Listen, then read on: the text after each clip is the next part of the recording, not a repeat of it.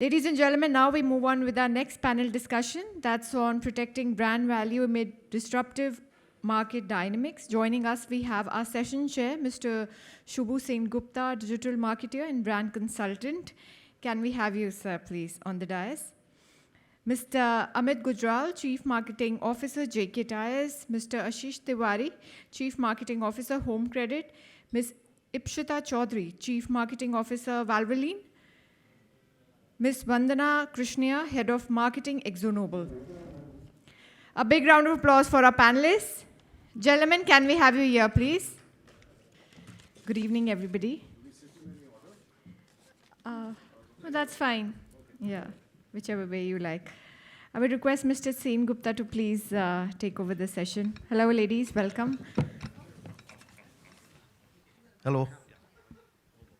All right, we had some fantastic discussions. We were sitting and discussing the discussions, that is. Anyway, it gives me great pleasure to moderate this panel, and we've got a bunch of heavyweights out here with deep experience going back to sometimes, in my case at least, pre-digital times, as you can make out by the color of my hair. Okay, so there's Amit Gujral, Chief Marketing Officer, JK Tires. There's Ashish Tiwari, CMO, Home Credit. He's also a cyclist, I've heard, right? Okay, all right. And there's Ipshita Chaudhary, CMO, Valvoline. And there's Vandana Krishnia, Head of Marketing. ExxonMobil, which is Dulux, right? Okay, fantastic. So, the topic is broadly disruption, and the theme has, wherever you go in marketing panels, discussions, keynotes, there's a lot of disruption, the D word thrown in. And so today we're going to discuss for the next 45 minutes or so, protecting brand value amid disruptive market dynamics. So there are two things that play out here. One is brand, and these guys have built brands, in the last 15, 20, 25 years, right? And they've also kind of not just weathered various kinds of digital disruption, but, come out much stronger. They've built brands riding on digital too, which is why, this is such a fantastic panel, right? And so I think we can start with, what we kind of discussed is, we'll kind of keep it general, but initially, but at some point I'd like to go into your personal experience, you worked on LG mobile phones. There was a lot of disruption happening, for example, right? So, something like that. So, perhaps we could start with Ipshita Chaudhary of Valvoline.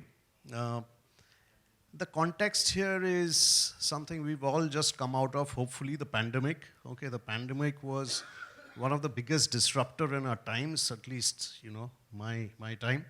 And how did Valvoline as a, as a product company weather the storm and, this huge disruption, and come out stronger, if you can start off. And I'll kind of put the same question to the rest of you guys, maybe in a slightly different way. Go ahead, please. Yeah. Thanks a lot.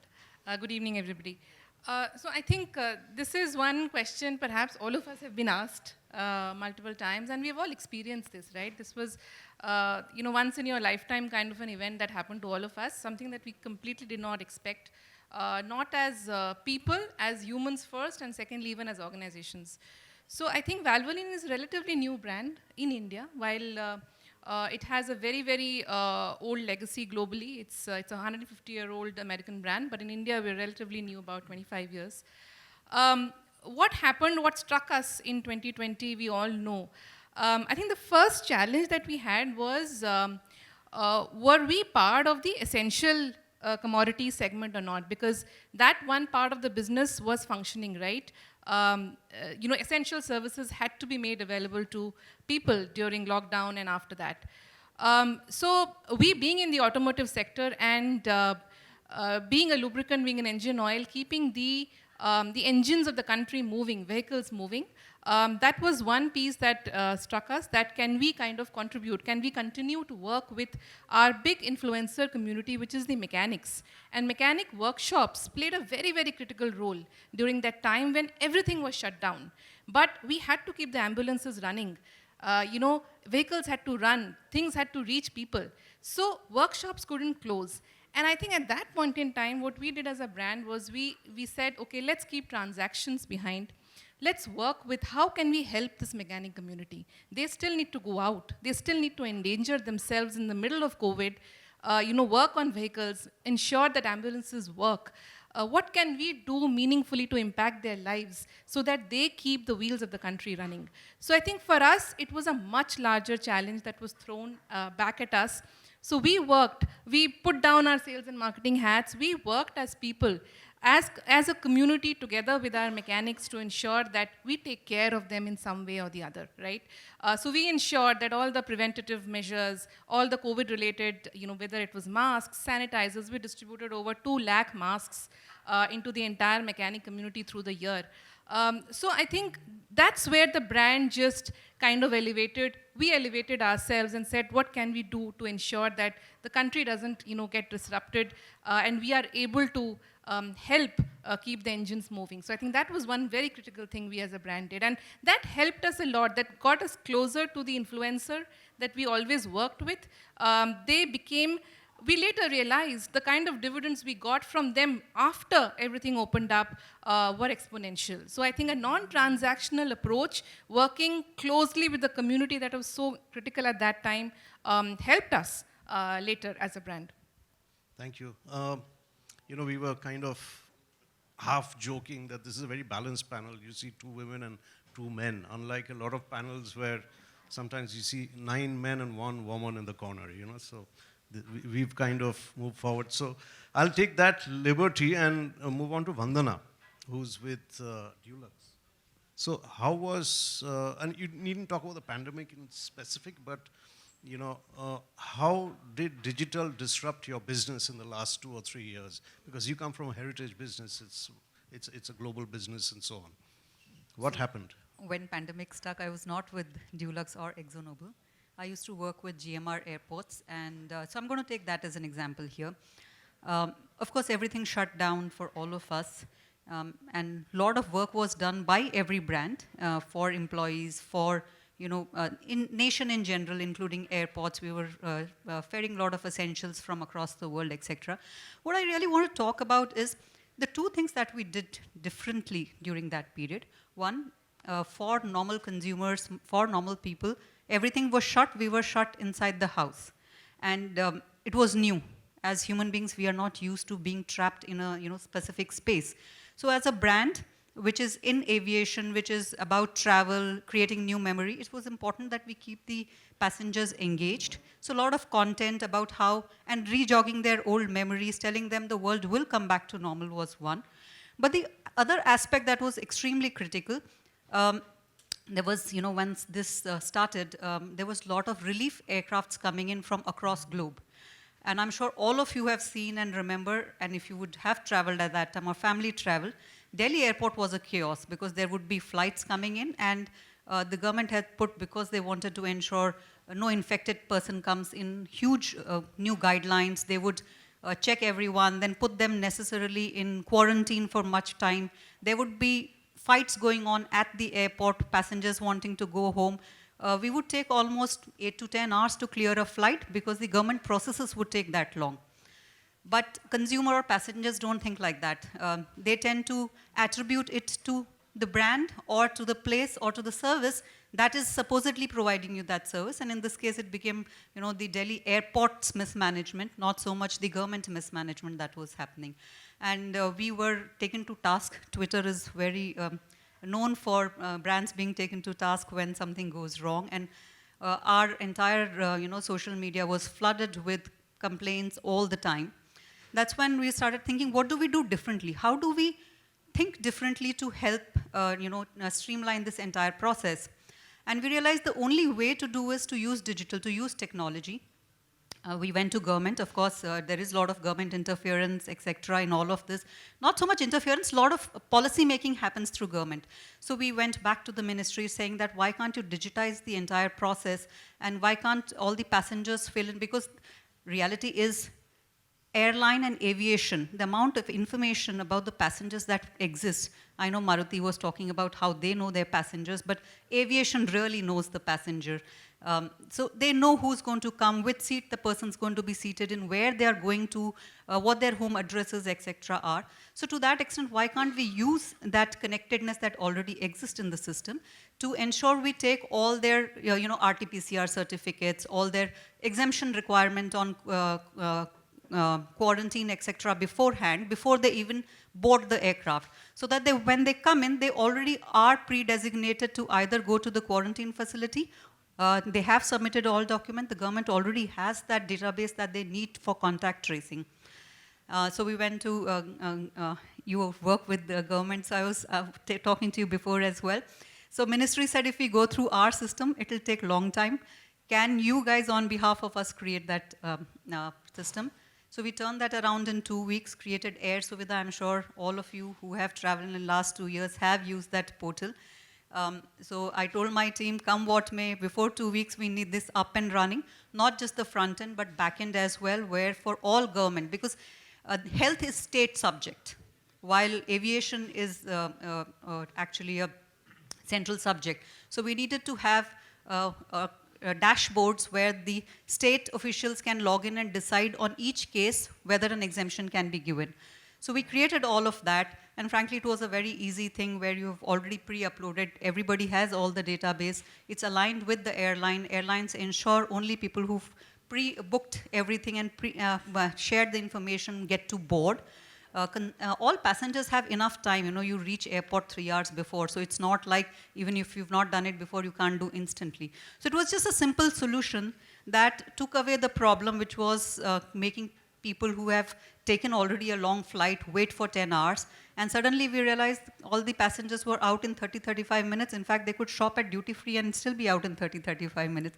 So disruption, I think, is a mindset. It's to see how we can, in any given situation, think differently, and there's always a solution that exists, and I think technology is enabling it a lot in today's world. Thank you. I'll kind of move to Amit. Amit is, of course, the CMO at JK Tires, but he's got he has an illustrious career, and one of the companies that he worked for was LG. I think many years back, LG phones he used to head, right? And to my mind, LG was the conversation is not about LG, but it was a very, very disruptive company in those years. I remember I was in an agency at that time, Ogilvy, and we did a lot of work on LG. So can you talk a little bit about disruption from non-traditional players in the last 2 years? Yeah. I think the beginning has been with something what happened as we understand disruption because of COVID. तो उसके लिए मैंने कुछ लिखा है, मैं बोलता हूँ हिंदी में. And a good learning from where I'm coming from as a professional, as a career, what we have spent 16 long years at LG. So कहते हैं कि वापस आना पड़ता है. जब वक्त की चोटें सब सपने हर लेती हैं, जब राह की कीलें पग छलनी कर देती हैं, ऐसे में भी गगन भेद हुंकार लगाना पड़ता है और भाग्य को भी अपनी मुट्ठी अधिकार से लाना पड़ता है. वापस आना पड़ता है, फिर वापस आना पड़ता है. Now talk about COVID.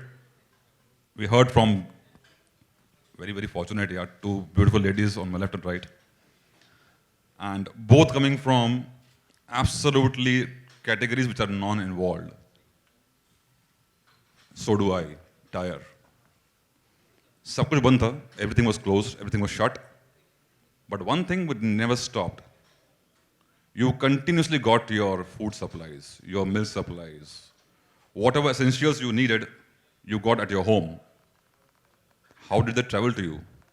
They travel on the vehicles, fueled by fuel from Valvoline, for example, but running on tires. And I have a question to the forum here.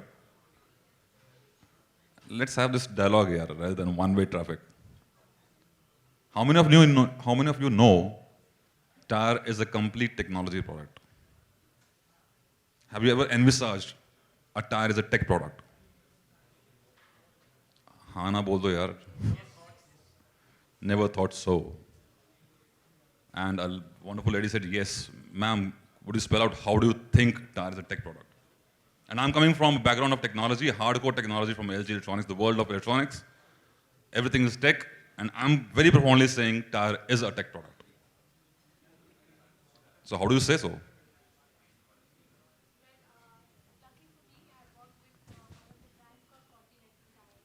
Lovely. So you are an exception, by the way.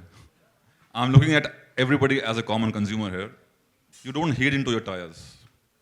The wonderful thing about tires, they warn if you overuse them, they warn if you don't use them. What happened in COVID? You had your cars parked, you didn't move them. After a couple of months, you found, oh man, it's flat. It has developed cuts. It's a wonderful physics and chemistry mixture in tires, along with physics. Okay? So when everything had to reach your home, people had to drive to reach your home, to make your goods travel there. What did we do differently? Talk about disruption. The very first brand in the country to have doorstep delivery of tires. Tire is not a do-it-yourself product. You don't change your tires on your own. Right? We are the first brand in the country to have a doorstep, just not delivery, but fitment. That's one. Two, we at JK Tire, we manufacture tires for everything you see on roads. Everything you see on roads, we have tires as a solution by JK Tire. For the commercial segment, which is the lorry walas, the truck walas, which were actually the true COVID warriors, because they were moving goods, requirements of yours, people, left, right, center, everywhere. For them, there was no home. And there was restrictions for people to shut everything, for shops to shut. You know, we collaborated with, once again, India's one of the biggest programs we did for reaching out to those people who need tires to run. We tied up with milk van delivery guys to deliver tires. Now, if you think of disruption, because a commercial vehicle to carry goods is not allowed. Because government doesn't think tire is an essential commodity. But to supply essential commodities, you need vehicles which run on tires. How do you do that? So that's two. Third, अब फिर एक मेरा सवाल पूछूंगा आप लोगों से मैं. How many of you know here the size of tires you have in your vehicle? या ये मालूम है कि कुछ साइज भी होता है?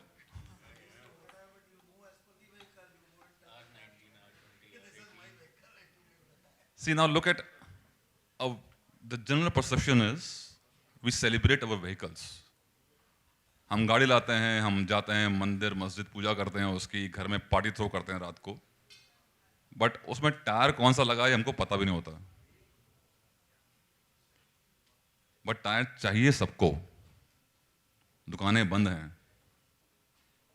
Coming from the world of glamour technology, we started e-commerce for tires. And very happy to quote here, we are the #1 brand today on Amazon.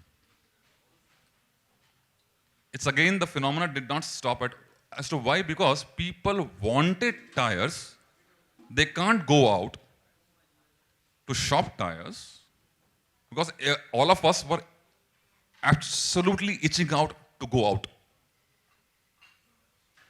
Out of home, somewhere, अरे बगल में चलते हैं, let's go to park, let's see बाहर हो क्या रहा है कोविड में, कितने लोग बंद हैं, कितने पुलिस वाले हैं, क्या हो रहा है, whatever. You wanted to go out. And your tire had got kaput because they did not run. You wanted tires. So we created a very unique phenomenon in e-commerce, including not just sale, but also delivery and fitment. So these are a couple of examples. As we go on, we'll talk about it more. Thank you. Thank you. And we'll move to Ashish. And Ashish, you worked in one of the most disruptive companies that we know in India, HCL. And I remember you launched this small laptop called Me Laptops. And I was one of the first customers. So HCL is still pretty much a disruptor now. But the broader question to you is, what do you think of the new HCLs in the landscape now? Who are the disruptors? What are they disrupting? Okay.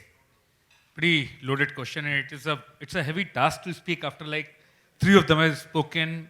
More so when your moderator says you have two ladies and Amit on the panel, and when moderator says it's a heavy panel, you have to sit with your breath holding up so that your belly remains flat, at least not showing up, because of I know who you were hinting at. Coming at disruption, I think I very well remember year 2007 when we launched Netbook. When people were still looking at the laptops. In fact, the entire brand revitalization from Laptop to Me was done at that point in time, and I was the one who was leading it at that point in time, so I remember.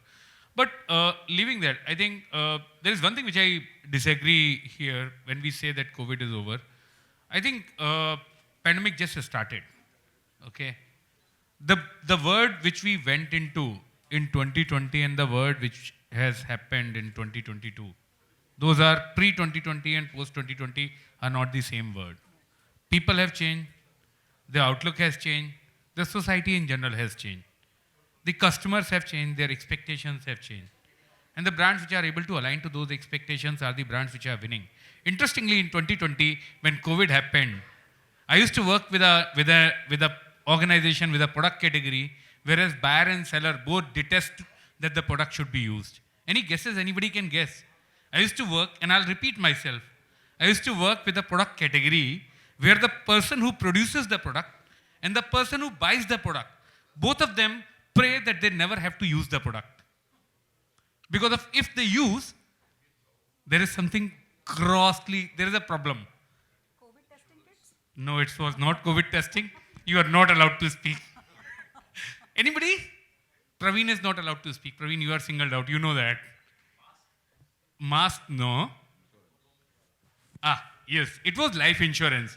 I mean, think about it. How many times do you get up and say, God, आज मेरे को मेरा life insurance claim करवा दे तो जिंदगी बन जाए. And nobody gets up like that. This is the only category whereas think about it, both buyers and sellers pray to God that they never have to use the product. One of the best things, till March 2020, we used to be running behind people, kind of asking them, sir, insurance le lijiye na. These all lovely ladies who call up, hello sir. We used to be like, hello sir. Came March 2020, and then suddenly our call centers are brimming up saying, hello sir, can we get an insurance? I mean, you have never heard about this thing. As a marketer, suddenly for first couple of days, you are having such an influx of calls coming in that you just can't think of it. That why do people are coming? But that's also the time when suddenly, I also remember the time when people were wanting to buy. It was also a category which is, whereas you only get the product if you don't need it and don't want it. If you need it or want it, you are never given. In fact, I currently also work with a category in which if you want the product, you won't get it. I work with loans. Yeah? If you need a loan, you won't get it. You only get it if you don't need it. Yeah? So, I mean, in that kind of a situation, how do you deal with it? I remember February 2020 when my office used to be in Bombay, my home used to be in Delhi, and I used to fly. And I remember on radio coming in that there were almost about, and this is how marketers can look at disruption and changing winds. And because of you said HCL, I used to work for Mr. Chaudhary. I started my career there working as his strategy, alliance, EA, whatever you call it, except flight booking. I mean, basically a punching bag. So if he has to beat anybody up, he will beat me and people will get the message that I am getting beaten, but because of I am VP and he has everything but V inside he is only P, no V. So he's getting beaten, but the actual arrow is thrown for you. That used to be the guy. And I remember a meeting with Mr. Nadar, and he said, we were talking about Netbook at that point in time, and he said, always keep your head on the ground, because before the avalanche comes, there are tremors, and the sooner you hear the tremors, the better prepared you are. and I keep it very close, and I think it has helped me at least 7 times in my career. I have had the fortune in one of my assignments, whereas one of the tweets which I did went on becoming probably one of the most valuable tweets from the brand. In Hero Cycles, if you guys remember the Kerala flooding, I was the guy who did that tweet. Out of nowhere, a 3,600 rupees got me a total ROI of more than some, I don't even know, some people, different people peg it differently. Coming back, I think we heard on radio saying that there is something coming up. We immediately pivoted and created a doctor's helpline because of every insurance company has doctors. We used to get almost about some 5,000 calls a day. You know how it helped?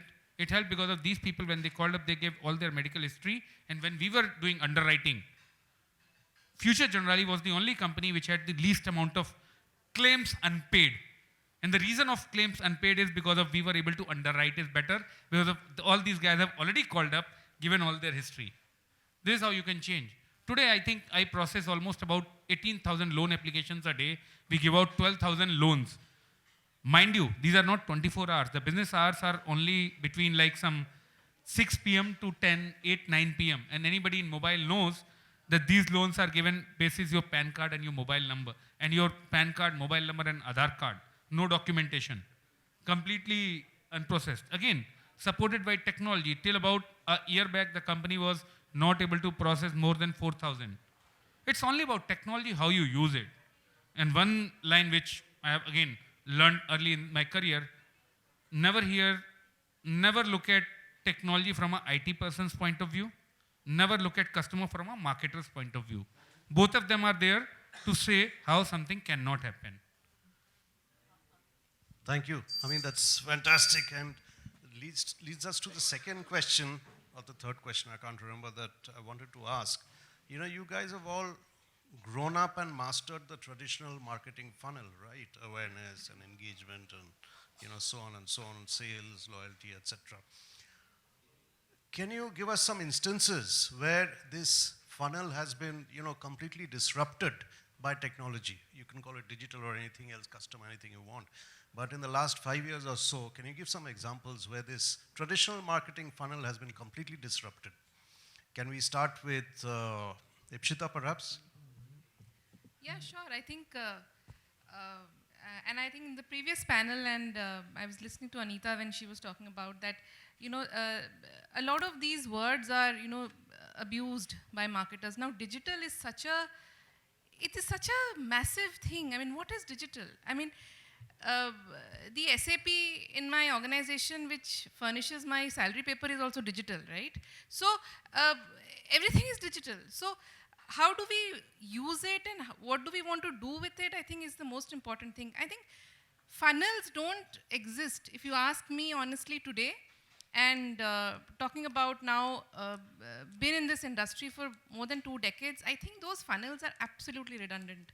There is no awareness and then consideration, preference, buying. I think all of that is out of the window. The sooner we realize it, I think the better it will be for us as marketers. I'll give you a very small example, and who would have thought, and you rightly mentioned, the category that, you know, I come from, who even thinks of what engine oil is going in my car? I mean, it is absolutely bottom of the pyramid in terms of involvement, right? I will just go to either my, you know, the OEM from whom I've bought my car. I'll get my car serviced after every 30,000 kilometers or whatever. And after my first 3 services are over, that quota is over, I'll probably go to my roadside workshop, and I know and I trust that guy, and he'll do whatever. And now there are very fancy things. People come with, they'll pick your car up and they'll do everything, they'll drop it and everything. So obviously we work with a lot of these mechanics, and there this funnel thing doesn't work at all. And who would have thought? I'm talking about, say, for example, a small time motorcycle mechanic workshop, right? A lot of these exist on the roads, and we don't even think about them. What would we generally think that if I want to work, if a brand wants to work with any of these workshops, and they're very, very critical, because at the end of the day, they are the buyer of my product, right? I will just go and put my bike there, and that guy will put whatever oil he wants to put. So the traditional thinking would say, oh, let me work with this mechanic, let me first brand his workshop, right? Let me put a nice fancy board here. Let me give him some branded uniform. Let me do a regular tie-up and then place my product on the shelf and hope and pray that he will put my, because none of these workshops are exclusive, by the way. They work for all brands. So I think all of that has got pretty, much thrown out of the window when we realized, and we went and spoke to these guys and we found that, see, all of this is done. Anybody can do this. What we figured was that what was most important for this guy was discoverability and continuous relationship management with his customer base. This guy wants to be discovered on Google. He may be a Raju bike point next to my house, but now his needs are very different. A fancy board is not what he wants. He wants to increase his radius of influence. If people in 5 kilometers of his radius come to service the bike at his workshop, he wants to increase that. So when we started working with these guys, that's how we changed. We said, no, let's not do the traditional stuff. We got almost 800 of these workshops, these very, very small, tiny workshops listed on Google. We got them, their, stuff, latitude, longitude done, listed, got their images done, and that added so much of value to their lives. That was a meaningful marketing effort that one could do. Second thing we did was we created an app for them. We said, okay, today, if a customer comes to you, how do you keep a track of this customer? How do you know, and how do you want to tell him that his bike is due for servicing, say, 3 months from now? What do you do? He's managing those records in a register. It's all manual. So we created just a simple app for him wherein, he could open job cards. You don't need to be very, very educated to do all of that. Open job cards, punch in all the data of the customer, send out automatic SMSs from that app itself to the customer, and just create a CRM engine for that, a workshop to manage his customers more effectively. Now, when as a brand we do that for this influencer, automatically you are building loyalty. Automatically you're changing the paradigm. You don't need to create awareness for your brand to do this. You just need to go, be in the market, work with the guy, understand what his needs are, and act accordingly. And all the solutions were digital and 1/10 the cost of a regular marketing plan that would be for this guy. So I think a lot of these paradigms, to my mind, if you ask me, are redundant now, and every customer is unique now. And everybody's insights we must know once we get into the market. Thanks. Amit, are there any non-traditional players in your category, like Bombay Shaving, use digital to, kind of blow out the top 2 or 3? So are there any threats from non-traditional smaller players in your category? Not really. However, I take the cue from what she spoke about, because we share one common thing about what we sell. People are not involved with that. But who sells them are very, very important for us, and we are very important for them. Okay? So she spoke about Google My Business. In her explanation, she talked about we have done the lat long and picture and whatnot. Believe me, this Google My Business is a boon to a tire seller. Where do you go for changing your tire? Did you go to your Maruti, Hyundai, MG, Toyota showrooms to change your tire from where you bought the car?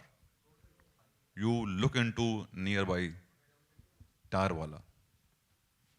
And this simple phenomenon of nearby is what GMB does for you. And it does wonders for such kind of people. Today we are 100% GMB compliant.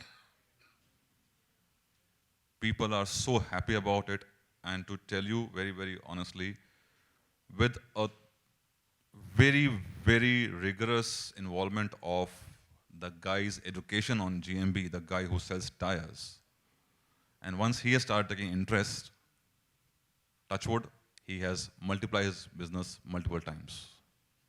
So when we talk about disruption, it's not about disruption at all. It's all about what do we learn from our environment, from our experience? Because at the end of the day, we all are consumers. We consume so many things. It's all about understanding who the right audience for your current business is and how technology can aid him. That's what I think is the fundamental meaning of disruption. Talking about what Shita spoke about, the funnel, I slightly disagree from her in terms of that it is irrelevant. I think its degree changes from category to category. The funnel is very, very relevant for gadgets, for tech products, for electronic products. Possibly, the funnel reference is very, very low for even say insurance or say lubricant oil. But degree in tire, the funnel has a different relevance altogether because it's more of hearsay, what you see. People have grown up watching certain brands in cricket, and that's what we did when I was in LG. Right? So you have a recall on that. So in my opinion, every possible media has a role to play depending on the category of business you are in. Because ultimately, it's all the same consumer Indian who comes with a fundamental psychology and belief. वो चाहे TV ले या चाहे बड़ी से बड़ी गाड़ी ले, पूछता भाई ये कितना डिस्काउंट दोगे, कितना देती है, कितना क्या मेरा what more I can get from you. All that has not changed. We might have evolved, but it's not changed as a psyche.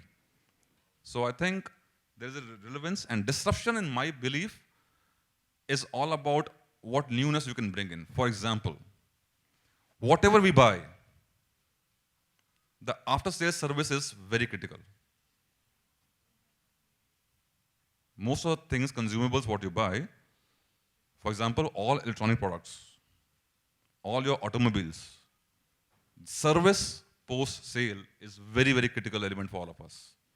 Agree? Now let's come to tires. सबके पास गाड़ियां हैं. Everybody would have had problems of changing tires. Anybody can share me the quickest time he got his tire serviced? Quickest time. Anybody? यार सब लोग ओला उबर पे तो नहीं आए ना यार. Serviced मतलब आपका टायर खराब हुआ and then you went on to the person from where you bought the tire and then he inspected the tire and said, sir, I will get you the claim and will exchange your tire with whatever time. How much time will you take? It takes almost an hour. It takes a couple of weeks. That's it. She's a real user. Welcome to the world of exact implementation in the real world of AI and ML at JK Tire. I invite all of you. We have completely transformed our tire service through the usage of AI and ML tools. We inspect your tire and you get the resolution in 7 minutes.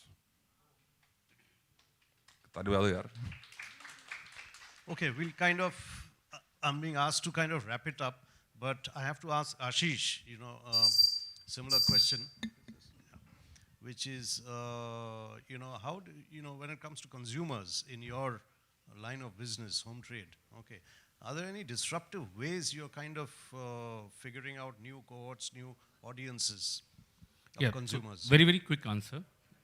What we are doing right now, in fact, in the entire credit, and these are small ticket credit loans, okay? There are, what we have seen is that you have 3 very different kind of a cohorts. One is when a person wants to buy something, okay?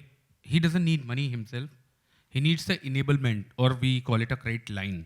So he needs a line. Line can be a term line, can be a revolving line.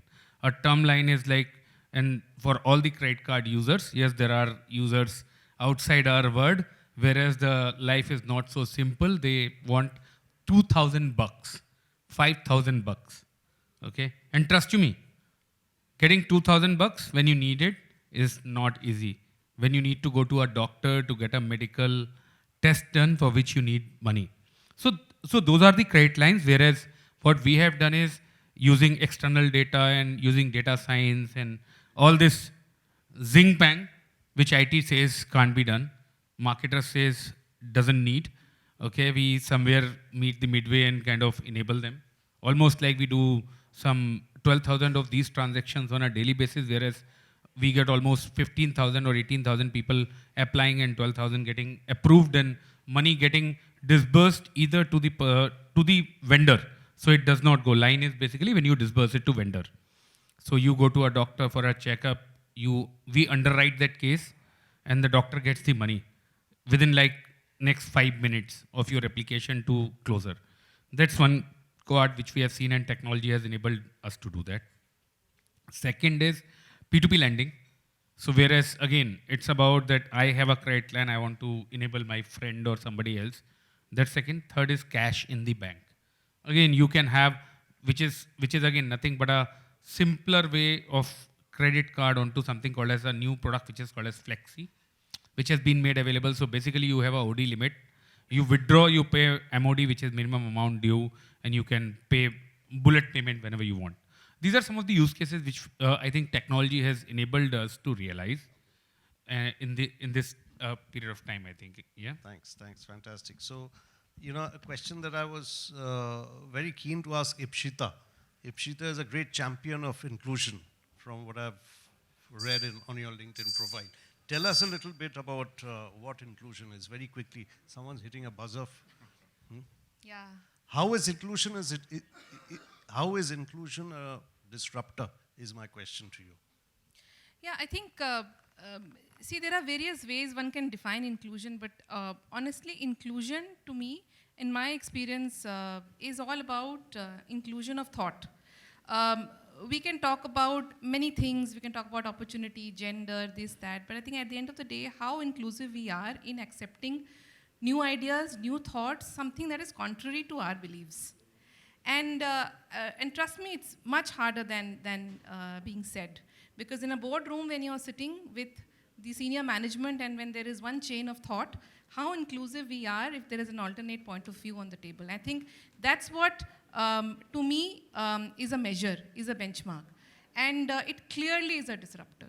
Because I've seen that organizations, brands that are open, who actually take divergent thoughts on the table with equal respect and provide them equal opportunity are able to disrupt more, are able to innovate more. And there are various examples across the globe. And there are very many champions on this topic. So for me, it is much beyond age, gender, whatever diversity we may talk of. It is eventually about how inclusive we are of difference of opinion and how much respect and importance we give them, not just by talking about it, but actually walking the talk. So to me, that is very, very important, and that's something that I always try and ensure that within my teams, within my decision making, that's something that I'm able to include. Thank you so much, Ipshita. Thank you, Amit, Vandana, Ashish. I had a wonderful time, and thank you for asking some very interesting questions to the audience. Thank you. Yeah.